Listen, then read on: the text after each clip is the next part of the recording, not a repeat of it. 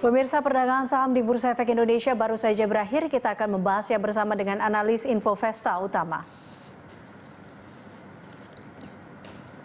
Dan untuk membahas bagaimana pergerakan IHSG sepanjang hari ini, kita telah bersama dengan Praska Putrantio, analis Infovesta Utama. Terima kasih Mas Praska telah hadir bersama kami dalam closing market. Ini kita lihat penguatan IHSG hari ini, atau kita lihat IHSG di awal sampai ditutup ini menghijau. Anda melihat penguatan IHSG ini apa murni ditopang karena terkait dengan data tenaga kerja Amerika, atau Anda melihat ini hanya sebuah efek akhir pekan saja, atau ada sentimen lain yang Anda lihatnya? Ya, baik. Jadi untuk perdagangan saham sepanjang hari ini memang dari sesi 1 hingga sesi kedua di bagian awal ini tampaknya pergerakannya cukup kuat ya.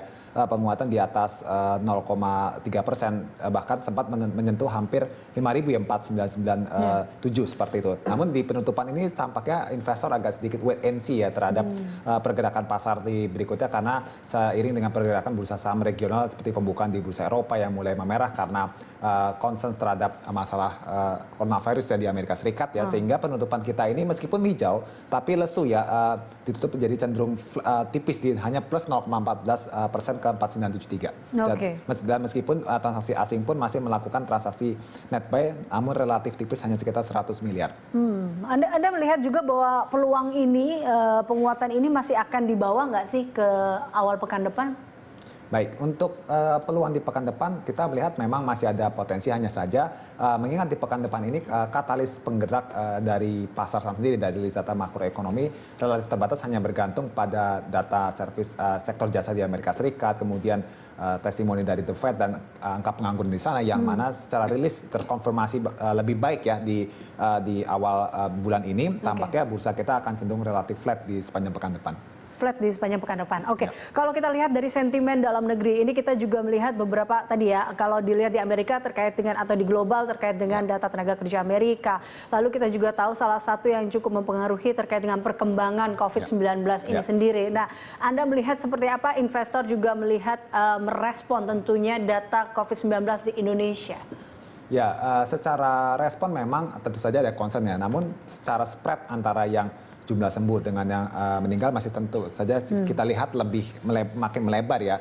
Artinya tetap ada optimisme, hanya saja memang perlu justifikasi dari langkah ekonomi ya dari pemerintah supaya ekonomi kita ini di kuartal 3 ya bisa bangkit seiring dengan pelonggaran dari PSBB yang sudah dilakukan.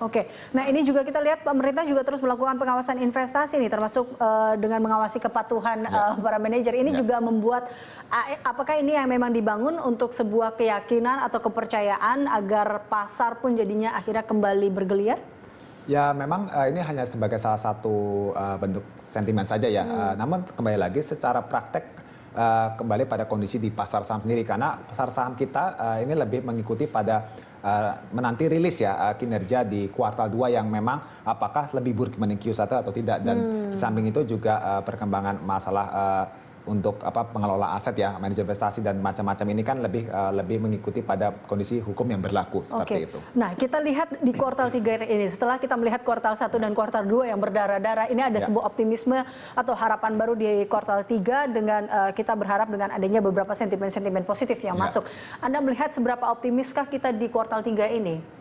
Ya, secara peluang memang di kuartal 3 seharusnya lebih baik ya, lebih optimis. Kenapa? Karena secara arus dana investor asing mulai sedikit agak melambat ya aksi jual di kuartal 2 ini, dan secara performance pun juga indeks harga saham gabungan ini mengikuti pada bursa regional, di mana kita berhasil tutup di semester 1 ini mencatat 2 bulan terakhir Mei dan Juni positif ya, dengan bulan Juni kemarin positif sekitar 3%, sehingga kita minusnya yang tadi sempat 30% sekarang hanya minus 22%, artinya memang ada peluang lebih baik lagi di kuartal 3. Namun yang perlu dikonfirmasi, yang perlu masih ditunggu oleh investor adalah bagaimana perkembangan mengenai masalah COVID-19 dan juga di ekonomi Amerika Serikat sendiri yang saat ini pun juga sebenarnya sudah membaik, namun ke depannya apakah perbaikan ini seiring dengan merebaknya kembali masalah virus yang disambungkan dengan second wave ini kembali mempengaruhi ekonomi mereka. Berarti secara tren teknikal ini kira-kira mampukah kita bangkit ke level 5.000 sebenarnya? Oke, secara technical view seharusnya bisa ya dengan target resistance kita ini melihat di level 5170-an ya, ada posisi gap atas ya. Namun tentu saja tren technical tersebut masih cenderung 50-50 menurut saya karena pergerakan saat ini masih konsolidasi di range 4.811 sampai di posisi 4.997 atau dibulatkan ke 5.000. Jadi 5.000 itu masih menjadi level resistance yang cukup kuat. Cukup kuat, Ya. oke.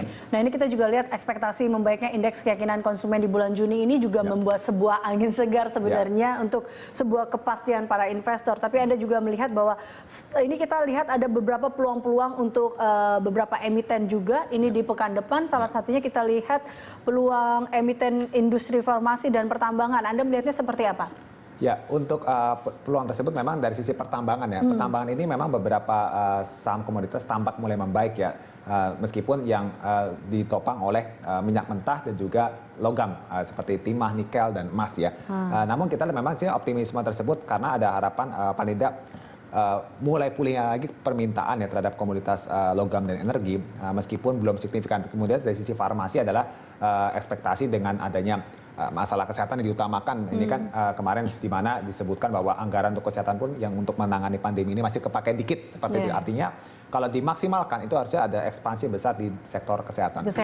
Oke, terakhir Mas Praska, Anda melihat prediksi IHSG untuk Senin seperti apa atau untuk pekan depan dan saham-saham apa saja yang mungkin patut dicermati di pekan depan?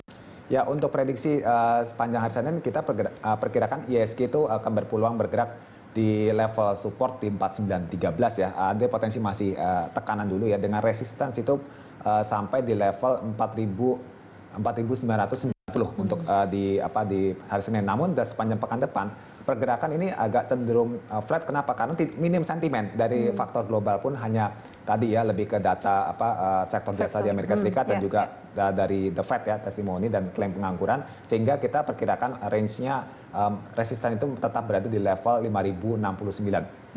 Oke, baik. Baik, terima kasih Mas Praska telah bergabung bersama kami dalam Closing Market.